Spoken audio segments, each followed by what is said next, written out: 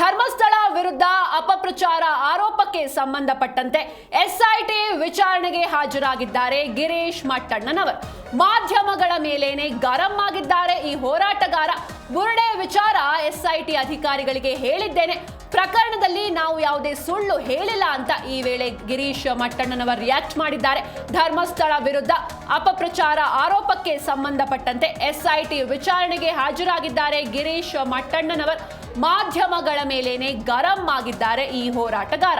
ಇನ್ನು ಬುರುಡೆ ವಿಚಾರ ಎಸ್ಐಟಿ ಅಧಿಕಾರಿಗಳಿಗೆ ಹೇಳಿದ್ದೇನೆ, ಪ್ರಕರಣದಲ್ಲಿ ನಾವು ಯಾವುದೇ ಸುಳ್ಳು ಹೇಳಿಲ್ಲ. ಎಸ್ಐಟಿ ಅಧಿಕಾರಿಗಳು ಚೆನ್ನಾಗಿ ತನಿಖೆ ಮಾಡ್ತಿದ್ದಾರೆ.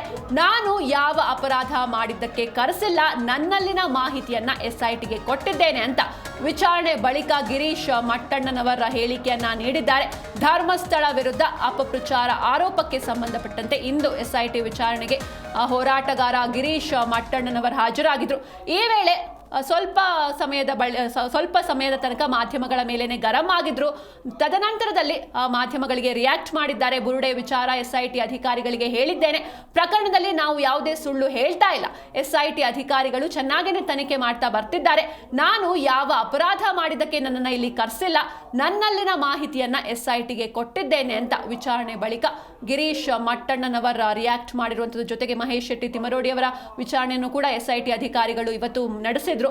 ಇದಕ್ಕಿಂತ ಮುಂಚೆ ಅಂದ್ರೆ ಯಾವಾಗ ಈ ಮಾಸ್ಕ್ ಮ್ಯಾನ್ ತಿಮರೋಡಿ ಮನೆಯಲ್ಲಿ ತಂಗಿದ್ರು, ಆ ತಿಮರೋಡಿ ಮನೆಯಿಂದಲೇ ಇವರು ಶೋಧ ಕಾರ್ಯಕ್ಕೆ ಭಾಗಿಯಾಗ್ತಾ ಇದ್ರು ಎನ್ನುವಂಥ ವಿಚಾರ ತಿಳಿದು ಬಂದ ನಂತರ ಎಸ್ಐಟಿ ಅಧಿಕಾರಿಗಳು ತಿಮರೋಡಿ ಮನೆ ಮೇಲೂ ಕೂಡ ದಾಳಿಯನ್ನ ಮಾಡ್ತಾರೆ. ಅಲ್ಲಿ ಚಿನ್ನಯ್ಯನಿಗೆ ಸಂಬಂಧಪಟ್ಟ ಕೆಲವೊಂದು ವಸ್ತುಗಳನ್ನ ಅವರು ವಶಕ್ಕೂ ಕೂಡ ಪಡೆದಿರ್ತಾರೆ. 2 ಮೊಬೈಲ್, ಒಂದು ಆಂಡ್ರಾಯ್ಡ್ ಮೊಬೈಲ್, ಜೊತೆಗೆ ಒಂದು ಬೇಸಿಕ್ ಫೋನ್ ಇರುತ್ತೆ. ಜೊತೆಗೆ ಈ ಚಿನ್ನಯ್ಯ ಊರಿಂದ ಬರಬೇಕಾದ್ರೆ ಬ್ಯಾಗ್ ನಲ್ಲಿ ತನ್ನ ಬಟ್ಟೆಯನ್ನು ತೆಗೆದುಕೊಂಡು ಬಂದಿರ್ತಾನೆ. ಈ ಬ್ಯಾಗ್ಗಳು, ಬಟ್ಟೆಗಳು ಎಲ್ಲವನ್ನೂ ಕೂಡ ಎಸ್ಐಟಿ ಅಧಿಕಾರಿಗಳು ತಿಮರೋಡಿ ಮನೆಯಿಂದ ವಶಕ್ಕೆ ಪಡೆದಿರ್ತಾರೆ. ಮಹೇಶ್ ಶೆಟ್ಟಿ ತಿಮರೋಡಿ ಕೂಡ ಈ ಒಂದು ವಿಚಾರಣೆಗೆ ಹಾಜರಾಗಿದ್ರು ಇವತ್ತು. ಈಗ ಎಸ್ಐಟಿ ವಿಚಾರಣೆಗೆ ಗಿರೀಶ್ ಮಟ್ಟಣ್ಣನವರು ಕೂಡ ಹಾಜರಾಗಿದ್ದಾರೆ. ಈ ವೇಳೆ ಮಾಧ್ಯಮಗಳ ಮೇಲೇನೆ ಗರಂ ಆಗಿದ್ದಾರೆ ಹೋರಾಟಗಾರ. ಇನ್ನು ಬುರುಡೆ ವಿಚಾರ ಎಸ್ಐಟಿ ಅಧಿಕಾರಿಗಳಿಗೆ ಹೇಳಿದ್ದೇನೆ, ಇನ್ನು ಪ್ರಕರಣದಲ್ಲಿ ನಾವು ಯಾವುದೇ ರೀತಿ ಸುಳ್ಳು ಹೇಳಿಲ್ಲ.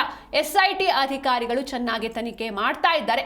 ನಾನು ಯಾವುದೇ ಅಪರಾಧ ಮಾಡಿದ್ದೀನಿ ಅಂತ ನನ್ನನ್ನು ಇಲ್ಲಿ ಕರೆಸಿಲ್ಲ, ನನ್ನಲ್ಲಿನ ಮಾಹಿತಿಯನ್ನ ಎಸ್ಐಟಿಗೆ ಕೊಟ್ಟಿದ್ದೇನೆ ಅಂತ ವಿಚಾರಣೆ ಬಳಿಕ ಗಿರೀಶ್ ಮಟ್ಟಣ್ಣನವರ್ ಹೇಳಿಕೆಯನ್ನ ನೀಡಿದ್ದಾರೆ.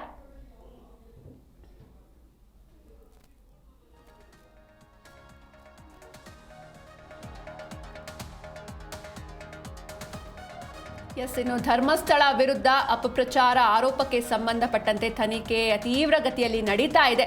ಇನ್ನು ಗಿರೀಶ್ ಮಟ್ಟಣ್ಣನವರ್ ಎಸ್ಐಟಿ ವಿಚಾರಣೆಗೆ ಹಾಜರಾಗಿದ್ದಾರೆ. ಇದಕ್ಕೂ ಮೊದಲು ಮಹೇಶ್ ಶೆಟ್ಟಿ ತಿಮರೋಡಿ ಕೂಡ ಎಸ್ಐಟಿ ವಿಚಾರಣೆಯನ್ನು ಎದುರಿಸಿದ್ರು. ಈಗ ಮಾಧ್ಯಮಗಳ ಮೇಲೇನೆ ಗಿರೀಶ್ ಮಟ್ಟಣ್ಣನವರ ಗರಂ ಆಗಿದ್ರು. ಈ ಬಗ್ಗೆ ಹೆಚ್ಚಿನ ಮಾಹಿತಿಯನ್ನು ನೀಡ್ತಾರೆ ನಮ್ಮ ಮಂಗಳೂರು ಜಿಲ್ಲೆಯ ಪ್ರತಿನಿಧಿ ಶಂಶೀರ್ ಬುಡೋಳಿ. ಶಂಶೀರ್, ಇನ್ನು ಧರ್ಮಸ್ಥಳ ವಿರುದ್ಧ ಅಪಪ್ರಚಾರ ಆರೋಪಕ್ಕೆ ಸಂಬಂಧಪಟ್ಟಂತೆ ಎಸ್ಐಟಿ ವಿಚಾರಣೆಗೆ ಗಿರೀಶ್ ಮಟ್ಟಣ್ಣನವರು ಹಾಜರಾಗಿರುವಂಥದ್ದು. ಸೊ ಹೇಗೆಲ್ಲ ವಿಚಾರಣೆ ನಡೀತು, ಏನೆಲ್ಲ ಪ್ರಶ್ನೆಗಳನ್ನ ಕೇಳಿದ್ರು ಅಂತ? ಹೌದು, ಮುಖ್ಯವಾಗಿ ಈ ಧರ್ಮಸ್ಥಳ ಕೇಸಿಗೆ ಸಂಬಂಧಿಸಿದಂತೆ ದಿನಕ್ಕೊಂದು ತಿರುವು ಪಡಿತಾ ಇರುವಂತದ್ದು. ಮುಖ್ಯವಾಗಿ ಗಿರೀಶ್ ಮಟ್ಟಣ್ಣ ಅವರ ವಿರುದ್ಧ ಕೂಡ ಸೌಜನ್ಯ ಪರ ಹೋರಾಟಗಾರ ಎಂದು ಗುರುತಿಸಿಕೊಂಡಿರುವ ಗಿರೀಶ್ ಮಟ್ಟಣ್ಣ ಅವರ ವಿರುದ್ಧ ಒಂದು ದೂರು ದಾಖಲಾಗಿರುವಂತದ್ದು. ಜೊತೆಗೆ ಅವರು ಈ ಪ್ರಕರಣಕ್ಕೆ ಸಂಬಂಧಿಸಿದಂತೆ ಕೂಡ ಇವತ್ತು ವಿಚಾರಣೆಗೆ ಕೂಡ ಹಾಜರಾಗಿದ್ದರು. ಇವತ್ತು ಮಹತ್ವದ ಘಟನೆ ಕೂಡ ಇಲ್ಲಿ ಬೆಳ್ತಂಗಡಿಯಲ್ಲಿ ನಡೆದಿತ್ತು. ವಿಚಾರಣೆಗಾಗಿ ಇವರಲ್ಲದೆ ಸಾಮಾಜಿಕ ಜಾಲತಾಣದಲ್ಲಿ ಧರ್ಮಸ್ಥಳ ಬಗ್ಗೆ ಅಪಮಾನಕಾರಿಯಾಗಿ ವಿಡಿಯೋ ಮಾಡಿ ವೈರಲ್ ಮಾಡಿದ ಆರೋಪ ಪ್ರಕರಣಕ್ಕೆ ಸಂಬಂಧಿಸಿದಂತೆ ಬೆಳ್ತಂಗಡಿ ಪೊಲೀಸ್ ಠಾಣೆಗೆ ವಕೀಲ ಜಗದೀಶ್ ಅವರು ಕೂಡ ಹಾಜರಾಗಿದ್ದರು. ಯಾಕಂದ್ರೆ ಅವರು ಈ ಹಿಂದೆ ಬೆಳ್ತಂಗಡಿ ಪೊಲೀಸ್ ಠಾಣೆಗೆ ಹಾಜರಾಗೋಕೆ ಜೀವಪಾಯ ಕಾಡ್ತಾ ಇದ್ದು, ಇದರಿಂದ ಪೊಲೀಸ್ ಭದ್ರತೆ ನೀಡಬೇಕಾಗಿ ವಿನಂತಿ ಮಾಡಿದ್ರು. ಹೀಗಾಗಿ ಇಬ್ಬರು ಪೊಲೀಸರ ಜೊತೆ ಅವರು ತಮ್ಮ ವಕೀಲರ ಜೊತೆ ಜಗದೀಶ್ ಅವರು ಇವತ್ತು ಠಾಣೆಗೆ ಕೂಡ ಆಗಮಿಸಿದ್ರು. ಇನ್ನು ಸೌಜನ್ಯ ಪರ ಹೋರಾಟಗಾರ ಮಹೇಶ್ ಶೆಟ್ಟಿ ತಿಮರೋಡಿ ಕೂಡ ಧರ್ಮಸ್ಥಳ ಪ್ರಕರಣಕ್ಕೆ ಸಂಬಂಧಿಸಿ ದೂರುದಾರ ಚಿನ್ನಯ್ಯನಿಗೆ ಆಶ್ರಯ ನೀಡಿದ ಆರೋಪದ ಅಡಿಯಲ್ಲಿ ಅವರು ಎಸ್ಐಟಿಗೆ ಹಾಜರಾಗೋಕೆ ನೋಟಿಸ್ ನೀಡಲಾಗಿತ್ತು. ಅದರಂತೆ ಬೆಳ್ತಂಗಡಿ ಪೊಲೀಸ್ ಠಾಣೆಯಲ್ಲಿ ಆರಂಭದಲ್ಲಿ ಒಂದು ಪ್ರಕರಣ ವಿಚಾರಣೆ ಮುಗಿಸಿ ತದನಂತರ ಎಸ್ಐಟಿ ವಿಚಾರಣೆಗೆ ಕೂಡ ಹಾಜರಾದರು. ಹೀಗಾಗಿ ಮಹತ್ವದ ಬೆಳವಣಿಗೆ ಕೂಡ ಇಲ್ಲಿ ಧರ್ಮಸ್ಥಳ ಕೇಸಿಗೆ ಸಂಬಂಧಿಸಿದಂತೆ ಆಗ್ತಾ ಇರುವಂತದ್ದು.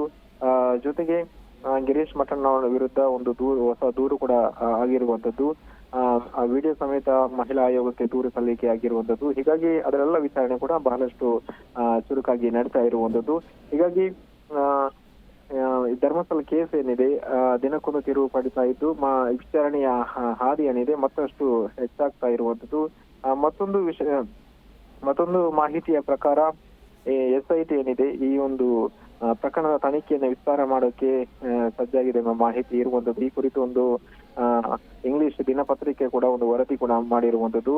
ಯಾಕಂದ್ರೆ ಧರ್ಮಸ್ಥಳದಲ್ಲಿ ನಡೆದಿದೆ ಎನ್ನಲಾದ ಸಾಮೂಹಿಕ ಅಂತ್ಯಕ್ರಿಯೆ ಪ್ರಕರಣದ ತನಿಖೆ ವಿಸ್ತರಿಸಲು SIT ಸಜ್ಜಾಗಿರುವಂತದ್ದು. ಯಾಕಂದ್ರೆ ಧರ್ಮಸ್ಥಳ ಸುತ್ತಮುತ್ತ ಪ್ರದೇಶಗಳಲ್ಲಿ ಮಹಿಳೆಯರು ಮತ್ತು ಮಕ್ಕಳ ಅನುಮಾನಾಸ್ಪದ ಸಾವುಗಳ ಬಗ್ಗೆ ಉಲ್ಲೇಖ ಮಾಡಿದ 7 ವರ್ಷಗಳ ಹಿಂದಿನ ಸಮಿತಿಯೊಂದರ ವರದಿಯನ್ನ ಪರಿಶೀಲನೆ ಮಾಡೋಕೆ ವಿಶೇಷ ತನಿಖಾ ತಂಡ ಅಂದ್ರೆ SIT ಮುಂದಾಗಿದೆ ಎಂಬ ಮಾಹಿತಿಯನ್ನ ಇಂಗ್ಲಿಷ್ ದಿನಪತ್ರಿಕೆ ಕೂಡ ವರದಿ ಮಾಡಿರುವಂತದ್ದು. ಹೀಗಾಗಿ ಎಲ್ಲದರ ಆಯಾಮಗಳಲ್ಲಿ SIT ತನಿಖೆ ಸದ್ಯ ಚುರುಕುಗೊಂಡಿರುವಂತದ್ದು. ಓಕೆ, ಥ್ಯಾಂಕ್ ಯು ಶಂಶೀರ್ ಬುಡೋಳಿ ನಿಮ್ಮೆಲ್ಲ ಡೀಟೇಲ್ಸ್ಗಾಗಿ.